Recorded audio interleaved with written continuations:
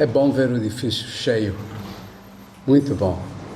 E creio que de todas as vezes que eu estive aqui, essa é a vez que o edifício está mais cheio.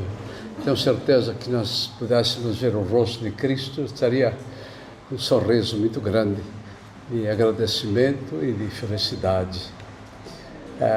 Eu gostaria de... Quanto tempo tem? Uma meia hora? 15 minutos? 20 minutos. Por que nós não vamos para casa e depois voltamos depois de comer? Mas esse estudo que eu tenho compartilhado com vocês ontem e hoje foi preparado já faz uns 10 anos por aí. E já fez as suas viagens, já foi ao Brasil, voltou em alguns lugares, no sul, em São Paulo, como foi também em Recife, também em Salvador, na Bahia, claro, só tem um Salvador. E isso tem ajudado muito as igrejas. Mas o que acontece é que os irmãos têm medo do Espírito.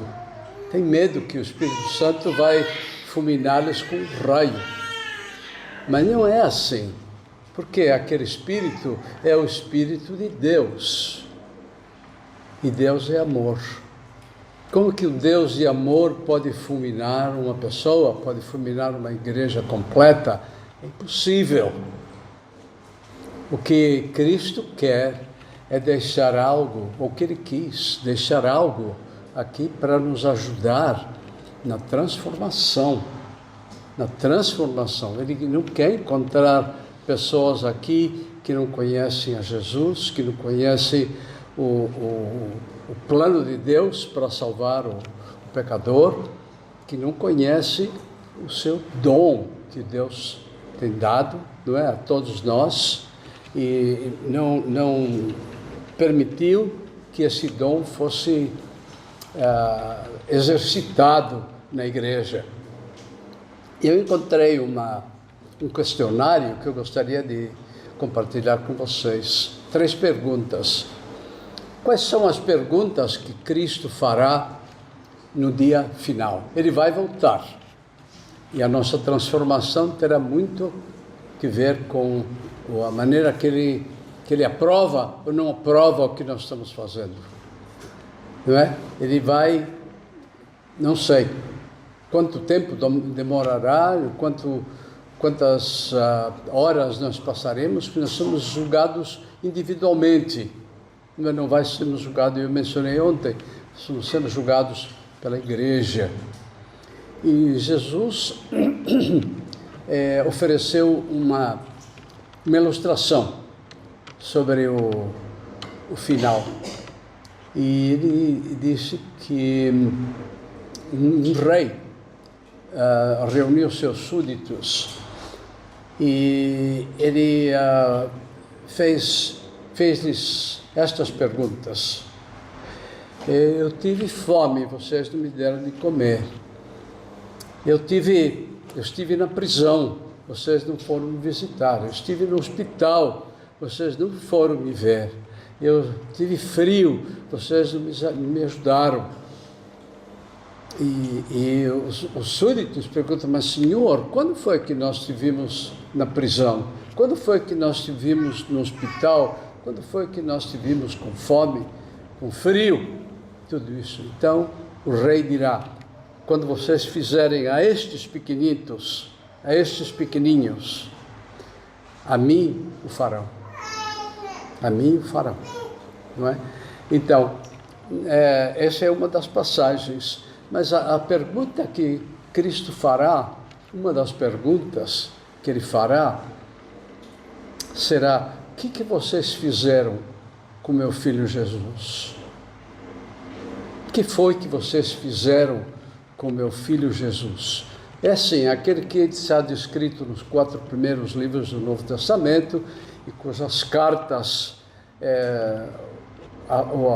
explicam tudo que o Cristo veio fazer aqui na terra. O ensinamento, o sofrimento, a ressurreição, se ressurgir, como o cântico que o Tadeu nos dirigiu, tudo que ele fez, como que nós tratamos Cristo?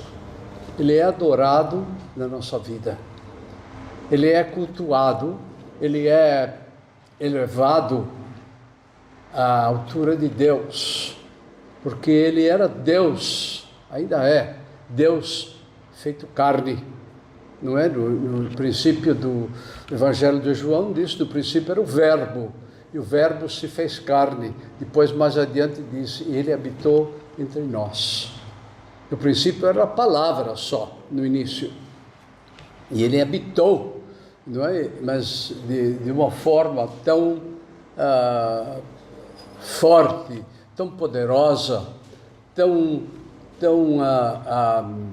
digna de respeito, porque todos o diziam Senhor. Eles sabiam que ele não era uma pessoa qualquer.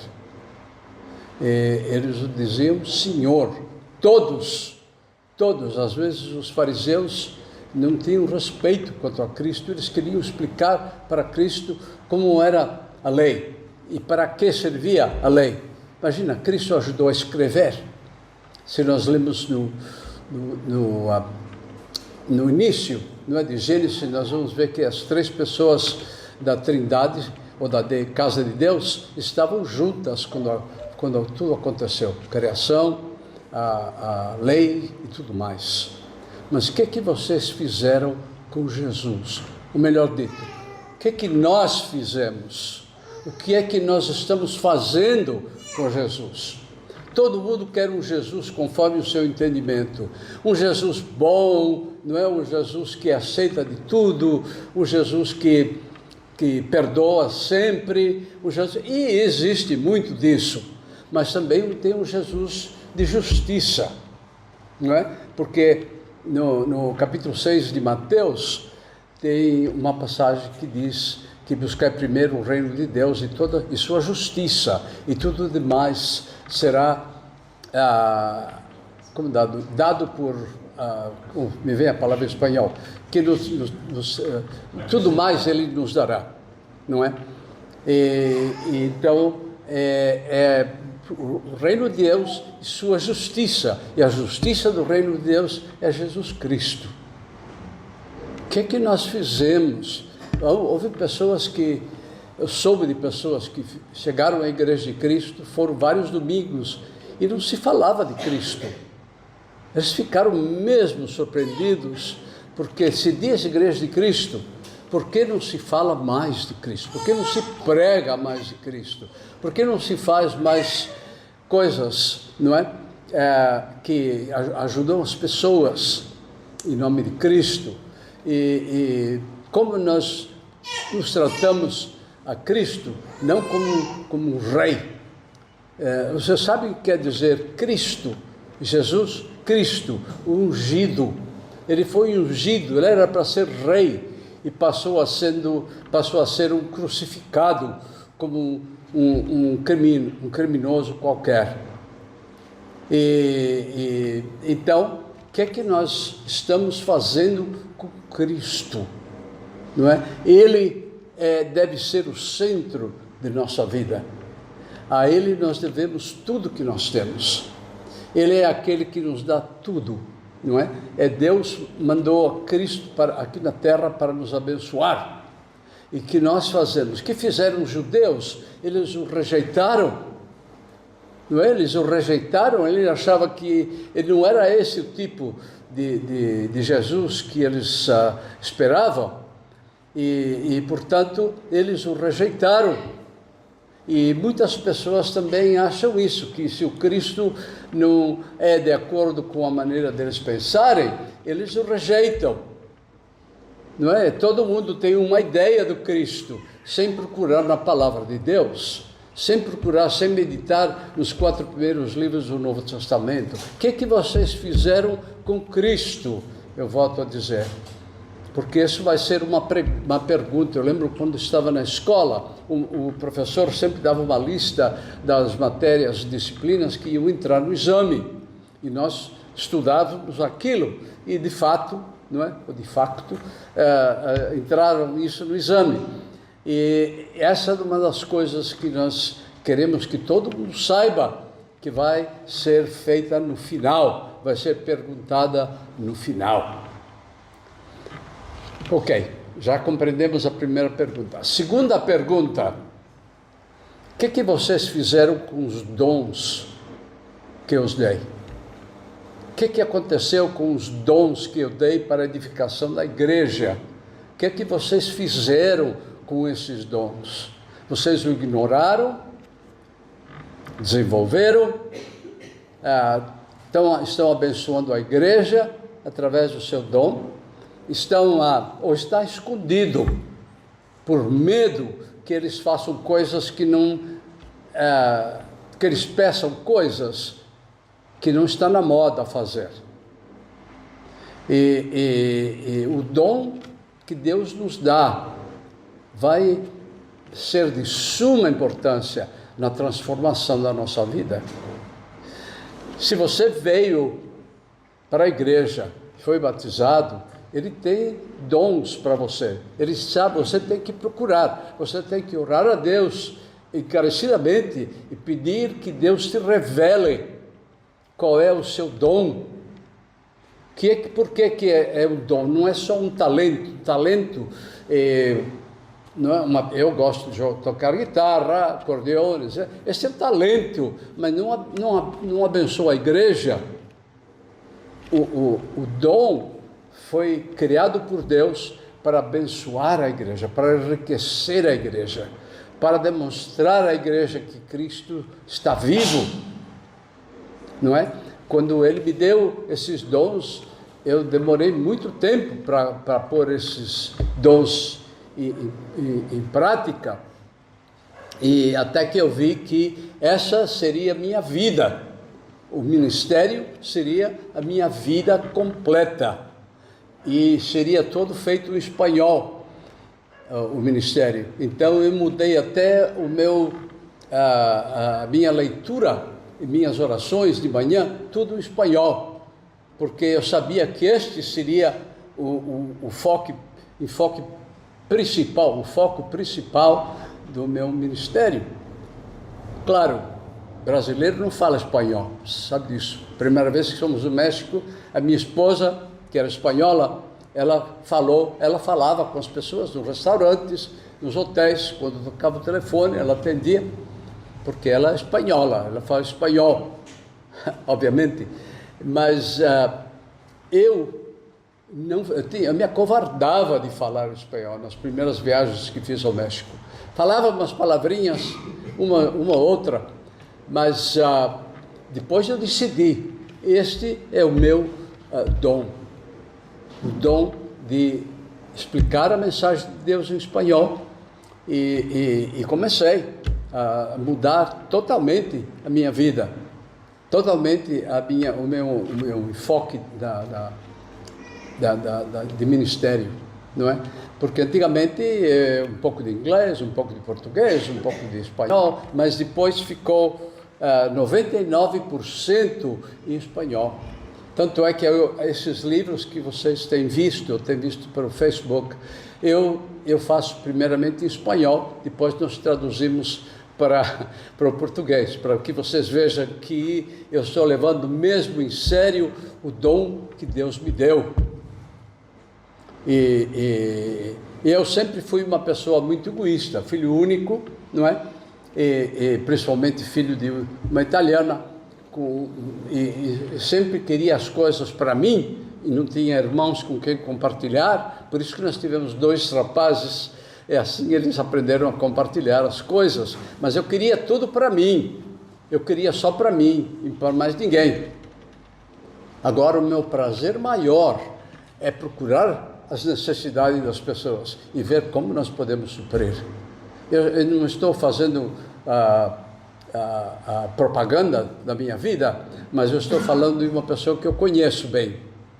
E eu aprendi de vários irmãos como fazer isso. E isso tem me abençoado muito e tem abençoado algumas pessoas também. E graças a Deus, E digo isso não como uma maneira de expressar, mas graças a Deus nunca faltou nada para nós em nossa casa. Sempre tivemos comida, roupa, transporte, casa, tudo. Porque quanto mais eu dou para Deus, mais Ele me dá. Mas Ele abre, como disse Malaquias, Ele abre as portas do céu e derrama as bênçãos sobre minha cabeça. E fará o mesmo com vocês, quando vocês começarem a dar por prazer, dar com alegria, porque Ele ama o dador alegre, e vocês vão se sentir como jamais se sentiram antes. Por quê? Porque a bênção, não é? O agradecimento vem de Deus, porque as pessoas que nós ajudamos raramente podem dizer alguma coisa, ou podem fazer alguma coisa por nós, mas Deus nos vai encher a vida de bênçãos, que nós vamos ter tanto, não só para nós, mas para repartir, para dividir com o resto da congregação, com o resto dos vizinhos e parentes. O dom, o que você fez com o dom que eu te dei? Talvez para vocês, as coisas que nós falamos este fim de semana, foi pela primeira vez. Vocês não sabiam que Deus dá dons para os cristãos. Muitos não sabem. Então tem que começar agora, procurar o seu dom, orar a Deus para que Ele te dê o dom. Talvez seja o seu dom de orar às pessoas que fazem trabalho de ministério. Talvez seja de procurar pessoas com necessidades na rua e ajudá-los com algo de comer ou algo de beber, não é? Ou se no inverno faz frio, um agasalho, uma coisa assim. O dom de cada um, Deus cobrará de nós no dia final, porque Cristo vai vir, e depois disso o juízo, o julgamento, e nesse julgamento Ele vai fazer essas perguntas. Como que eu sei? Porque a Bíblia trata disso. O Novo Testamento todinho trata da transformação do cristão, a transformação. Por isso que nós somos cristãos, porque nós somos como Cristo. Nós temos que deixar a personalidade velha e adquirir, abraçar a personalidade nova e viver com ela e desenvolver essa personalidade, e para que nós temos as pessoas nos veem e elas vão ver Cristo em nós dessa maneira, porque nós falamos de Cristo, nós ensinamos a Cristo, nós oramos através de Cristo, nós fomos batizados através de Cristo. Ele é o nosso Deus, o Deus que veio à terra para demonstrar quem é Jeová, Deus, o Deus de amor que nós conhecemos, que a Bíblia fala, não é? Então, ele vem para perguntar: o que nós fizemos com Jesus? O que nós fizemos com os dons que ele nos deu? Foi só para dizer que nós temos? Não. Foi edificada a igreja com esses dons. Foi ou não foi? Eu não sei. Vocês têm que decidir. E a realidade é que não vamos ser julgados por cada congregação, não. Cada cristão vai ser julgado individualmente. Individualmente. Baseada na história que eu contei, ou que Cristo contou no capítulo 25 de Mateus, vem a terceira pergunta: o que vocês fizeram com os pequeninos? O que vocês fizeram com os pequeninos?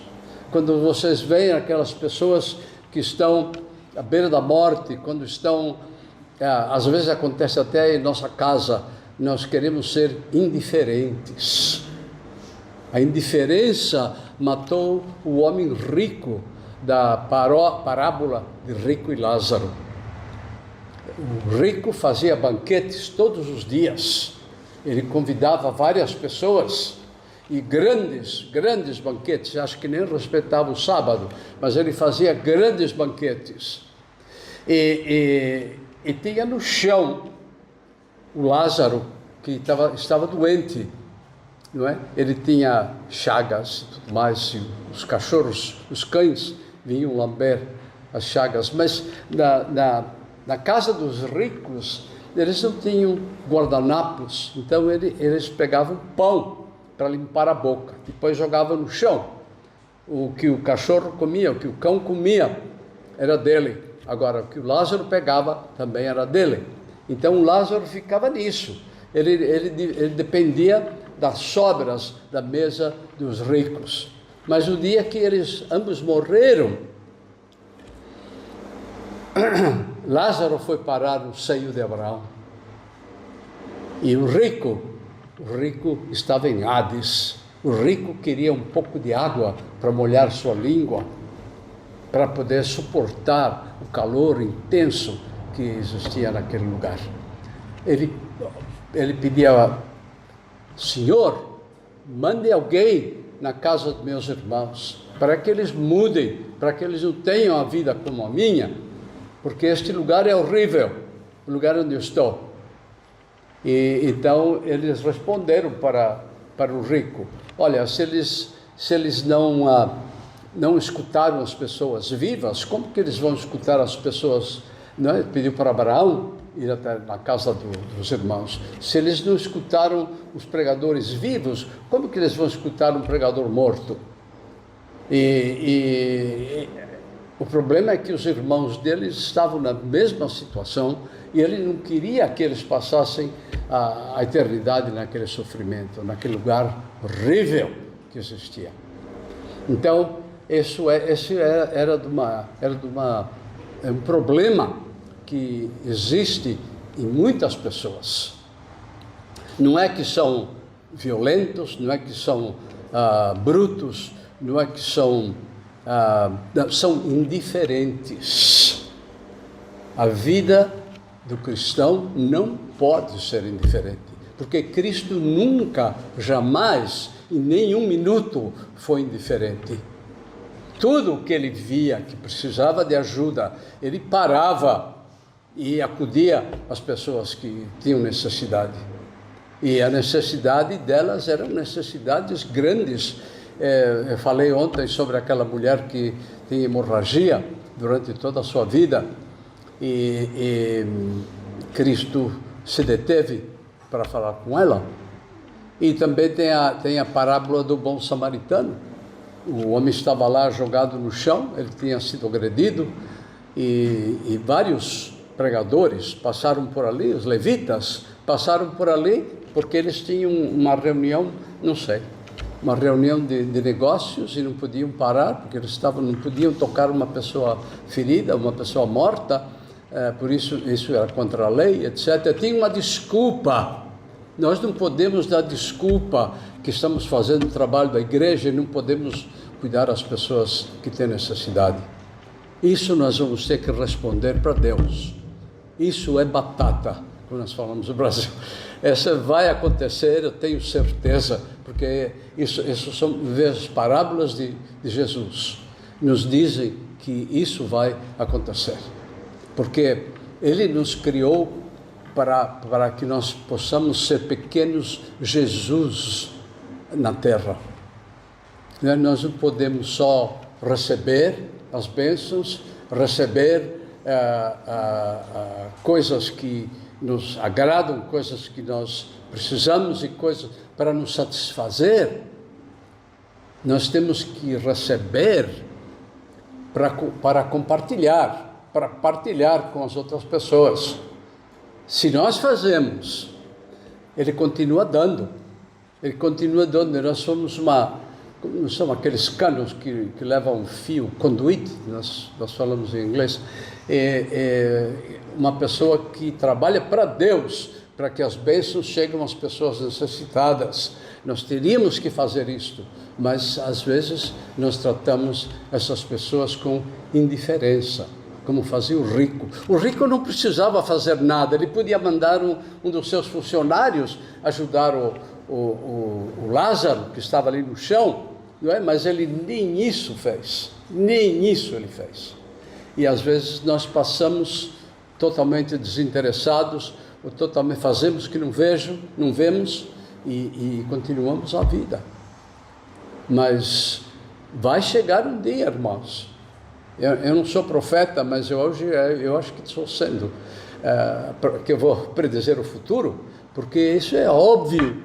Todas as coisas, não é que Cristo ensinou, tem muito a ver com ser igual a Ele, não é? Eu expliquei ontem que nós devemos fazer esta pergunta: no lugar onde eu estou, o que faria Jesus? O que é que Jesus faria? Será que ele sairia da sua condição de conforto para se ajoelhar, ou sentar, ou cuidar de uma pessoa ferida que está no chão? Será? É óbvio que sim, não é? E às vezes nós não temos o tempo, temos que trabalhar, temos que fazer compras, temos que fazer várias coisas que nós usamos como justificativa para não fazer o correto. Nós sabemos o que é o correto. Deus nos dá esse dom de saber o correto, não é? Nós temos parentes que não têm saúde precária e tudo mais, e nós desviamos. Eu estou muito ocupado com a obra da igreja, não posso fazer isso. Por que Deus nos pôs naquele lugar? Foi para isso, não é? Como pai, eu tenho que estar ao tanto da vida dos meus filhos, o que eles precisam, como eles estão. Eu sou responsável até que eu morra, vou ser responsável até isso. Agora a Maria Teresa não existe, então eu tenho que fazer o papel dos dois. E o que faz isso? O amor. O amor. Não somos empurrados a fazer isso. Nós não somos forçados. Deus não vai vir nos agarrar pelo pescoço e dizer: olha, tem que fazer isto, tem que fazer aquilo. Não. O nosso amor vai mover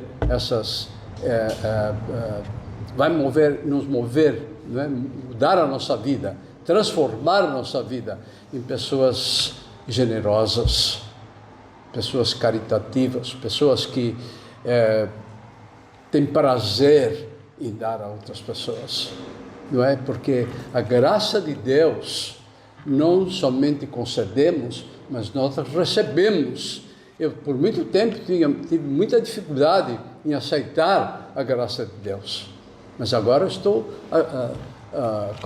compreendendo mais que é coisa de Deus. Eu tenho que aprender a aceitar, porque toda a minha vida necessita da graça de Deus, não é?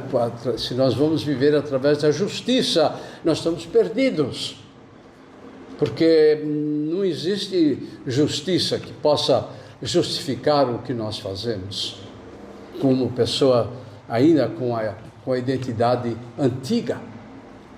Assim, irmãos, vamos pensar em coisas sérias. Vamos deixar de brincar de igreja. Vamos ser mais sérios na nossa fé. Vamos levar a nossa fé como se a nossa vida dependesse disso. Porque, em realidade, ela depende.